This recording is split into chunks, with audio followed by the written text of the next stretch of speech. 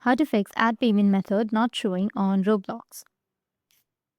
So if you want to fix add payment method not showing on your Roblox, then what you need to do is first you need to make sure that you have a stable internet connection. After that, open up your browser, search for Roblox, make sure that you've logged into your account. Once you've logged in, make sure that you're on your desktop site. You need to go and continue in your browser. Now tap on the Roblox icon, which will be in the top right corner of your screen, and then you will get these three options, which is buy Robux or my transactions or redeem Roblox codes. Tap on buy, which will be in the first option. Now select the Robux that you want to buy. Once you tap on it, you'll be taken to another page. Like for example, I'll just simply go with the first one. Now from this page, you will see the payment type or the payment method in the right corner of this screen. Now you can go ahead and tap on the credit card or debit card, or you will also have the PayPal, or you'll have redeem Roblox card, or you will have any other card option. You can go and select your payment type or your payment method. Like for example, if you go with credit or debit card, it will ask you for your card information, your email address, and then you need to enter your payment method like your card information, your month and date, your CVV,